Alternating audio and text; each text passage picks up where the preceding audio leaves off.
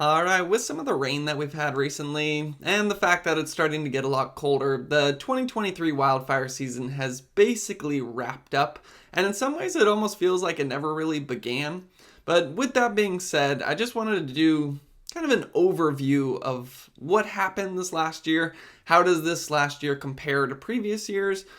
If it was below average, why was it below average? So, kind of getting into the science behind the reduced fire danger that we did have this year. And then finally, I'll try to ask the question and hopefully answer it as well of what can we expect in future fire seasons? So, just breaking down the numbers, I kind of already gave it away in the intro, but this year was well below average. And luckily, I was able to talk to Dr. Craig Clements today. He's the head of the Wildfire Interdisciplinary Research Center at San Jose State. It's where I got my master's in meteorology. And I was asking him a lot of these questions, and I think he put it perfectly. So we'll just go over to hear what he has to say. The 2023 fire season is probably ranked as one of the lowest acres burned in the last decade. It's up there with 2019, which is a very low fire year for us. And this has to do with the wet winter we had, the cooler summer conditions, and a little bit of luck as well. Yeah, so basically, it was a very minimal year in terms of acres burned and structures destroyed for that matter, and just wildfire intensity in general. So, just breaking down the actual numbers. If you look at the 5-year average, we normally would have 1.6 million acres burned by this date. And this year we only have about 320 acres burned. And the year before, so 2022, we actually had even less. I think it was something like 290,000 acres burned. So not very many acres burned this year. And the fires that we did have weren't all that destructive. So if you look back into California history, we've had 17 individual fires that have destroyed more than 1,000 structures, and the Camp Fire alone destroyed 18,000 structures by itself. And this entire fire season, so all of 2023, we only had around 50 structures destroyed, and then maybe 20 structures were damaged. So very minimal in terms of fire destruction. And big part of the reason for that, well, one, there weren't many acres burned in the first place, but two, where we had those acres burned were not in densely populated areas. One of the largest fires that we had this year, the York Fire, burned I think around 90,000 acres, but that was mostly in the Mojave National Preserve, so it's basically a desert, not many people living in the desert. That one only had about 3 structures destroyed. And then the majority of the remaining acres burned, I think, so that takes out 100,000 of the 300,000 we had burned. And then another 150,000 were pretty far up in the northwestern portions of California. Things like the Smith River complex, a lot of lightning fires that started up there. But once again, not a whole lot of structures up there, especially if you compare it to some of the fires we've had over the last decade, ones in places like Napa, Sonoma, Santa Cruz Mountains, or the Camp Fire.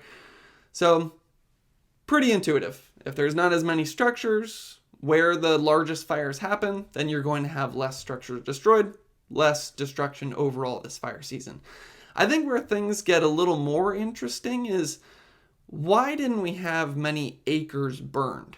So, the main reason for that, it's kind of what Dr. Clements was already saying.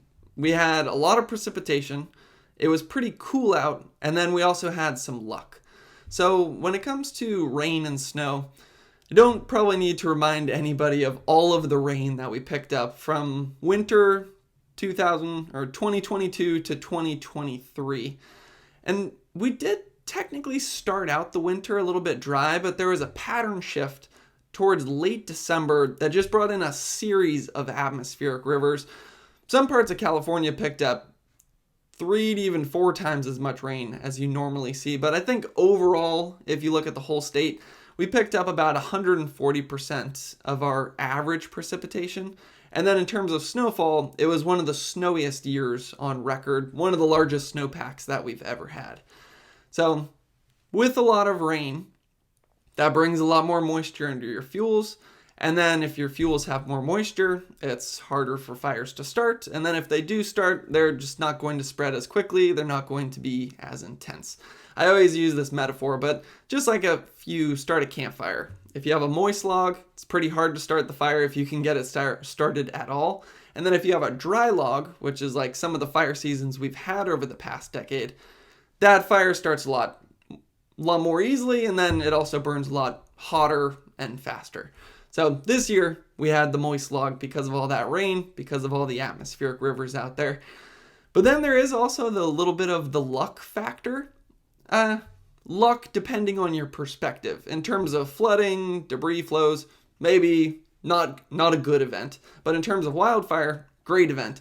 And with that, I'm talking about Tropical Storm Hilary. So this is a pretty rare event for California. I believe Tropical Storm Hilary was the first ever tropical storm warning issued in California. That's something done by the National Weather Service.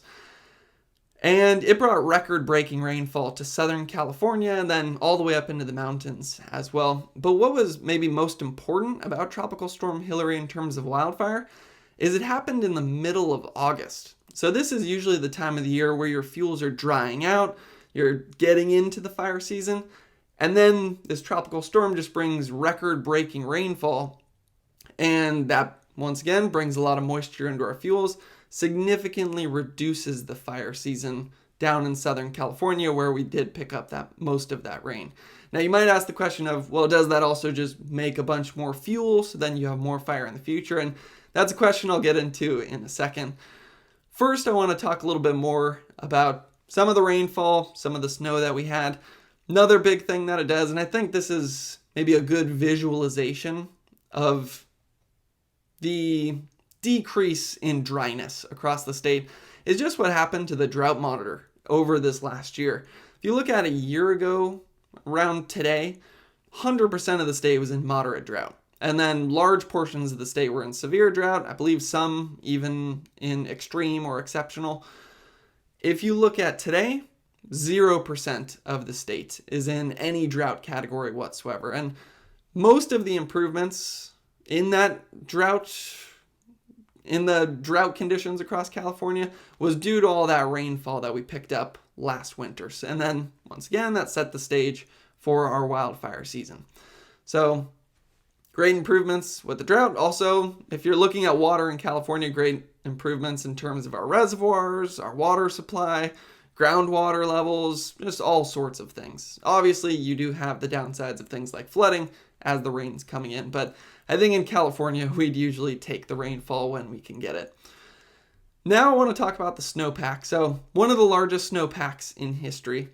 Your first question might be, why does snow matter in terms of wildfire? And I think a good place to start is, over the last decade or maybe the last few decades, the snow has been melting earlier.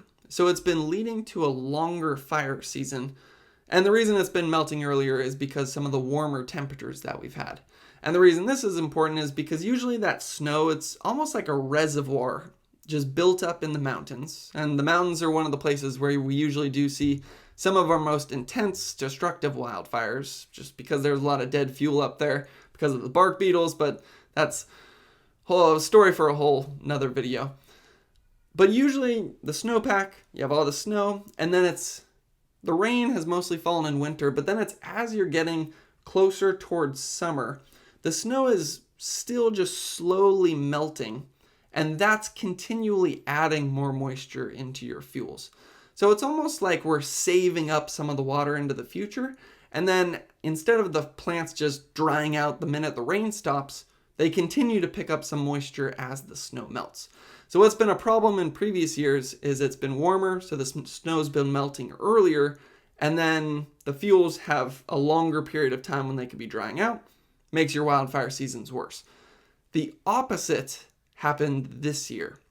So, one, we picked up a massive amount of snowfall, but two, it also took longer for it to melt.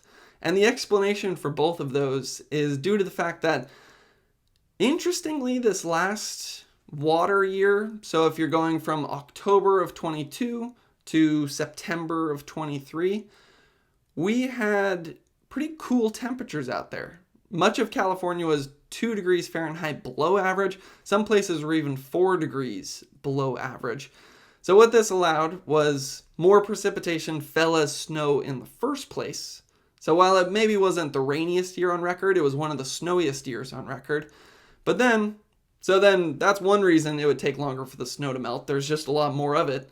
And then two, if your temperatures are cold, that's also going to lead to lower or slower snow melt. So what that does, more moisture into your fuels, even as you get into fire season. For example, I think some skiers and snowboarders were still hitting the slopes through the 4th of July. So that was great news for them, but even better news in terms of wildfire danger because that significantly decreased how extreme the fires could be out there just because there's so much moisture in the fuel. So that kind of summarizes why this last year wasn't very intense. We didn't see many acres burn, not many structures destroyed. But then, if you're anything like me, you start to think, what's the downside here? It can't all just be good news. Usually I'm a positive person, but I do try to keep my eyes open for what could be lurking around the corner. And one question people often do ask me is, okay, so this last year was good because we picked up so much rainfall, there was so much moisture in the fuels, but does that just mean there was way more fuels that grew? So then future fire seasons are going to be even worse? Like, are we just kicking the can down the road? And I actually didn't know the answer to this question. So this was one of the things that I asked Dr. Craig Clements. And he says it has to do with what type of growth you're having. So most of the growth, the extra growth that you get after big rain years, is actually going to be in your grasslands. And here's what he had to say about that. I think it's hard to tie that into, well, we had a lot of rain, so we had a lot of the growth, so next year's going to be bad. Granted, yeah. And a lot of people use grass fires as a metric. We're going to have such a huge fuel load in grass fires. But we have grass fires. Grass fires are very common. And, I don't think we can use that fuel loading of grasslands as a metric of how much worse the fire season is going to be. Our worst fires are not grassland fires because grass fires happen all the time. They're the easiest to suppress. They're the easiest for initial attack because fire retardant and airdrops work very well on grasslands. And so that's not really our biggest threat, I don't believe. So basically, you pick up a lot of rain. Most of your new growth is going to be in grasses, not so much in your forests. Those are growing pretty much no matter what happens, and they've already been accumulating for decades in some places. So a little more rainfall is not going to change things too drastically there. And then in the grasslands, you do end up with more grass, and grass fires can ignite more easily. They can spread quickly, but those aren't the ones that end up being the very destructive fires out there. They're easier to suppress, as Dr. Clements was just saying. So in that aspect, not maybe as big of a problem as what maybe I even thought in the past. And that is something I've heard talked about a lot. So I'm glad Dr. Clements was able to kind of clarify that for us. Now, what is maybe the one danger, though, is in the California ecosystem, fire is a natural part of our ecosystem. It's not like some disturbance that comes in and destroys the otherwise perfect ecosystem. Fire is actually part of the ecosystem. And a lot of our plants and even some of our animals have evolved with fire. So without fire, they actually can't survive.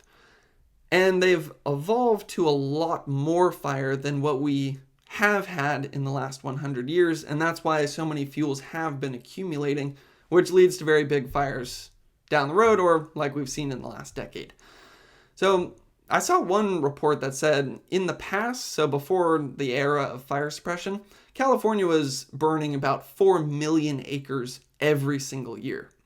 So a lot of our plants evolved in that environment.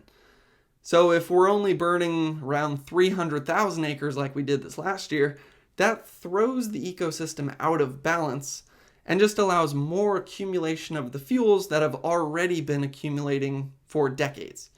So in other words, acres burned, if it's very low in a fire season, that's very good this year, but it's maybe not good in the long run because you're not reducing as many fuels. And it's not a matter of if, but when things are going to burn in California. So in that case, you are kind of just kicking the can down the road. Because what doesn't burn this season is most likely just going to continue to accumulate and then burn in the future. So that is where we should take advantage of some of these moist conditions and actually put as much fire on the ground as we possibly can to burn out as many fuels as we possibly can while conditions are more favorable. Because the more fuels we burn out right now, the less are going to still be in California for the next time we dry out. And it is California, so we go through these big swings where we pick up a lot of rainfall, then we go into drought. So eventually we're going to dry out again. Eventually we'll be in a drought again. And we want as little amount of fuel still in the state when that time comes. Because once that time comes, once things are very dry, that's when you get a fire that happens that becomes extreme. We can't suppress it, takes out maybe entire communities, loss of life, loss of property. Versus the alternative, like what we had this last year, where you have some good conditions, you suppress fires as quickly as you can if they look like they're going to become extreme, but then you take advantage of the favorable conditions, put as much fire on the ground as possible, clear out as many fuels as possible to set yourself up better in the future. Now, obviously there are some dangers there. You have poor air quality that people don't like, but well, you're also going to have poor air quality if you have a massive fire down the line, and it'd actually be worse air quality. And then you can say, oh, if you put prescribed fire on the ground or if you allow some fires to burn, weather could change and then that fire could get out of control. And to be honest, that is a risk. But it's also a risk not to allow fire to happen at all. So that's kind of one of the questions that we continue to have to ask in California is how do we kind of intelligently and strategically put as much fire on the ground as possible to set ourselves up better in the future? And I think that's a question that I'm going to continue to try to find the answer to throughout really the rest of my life. And if you want to try to learn more about wildfire in California, you can stay tuned, and thanks for watching.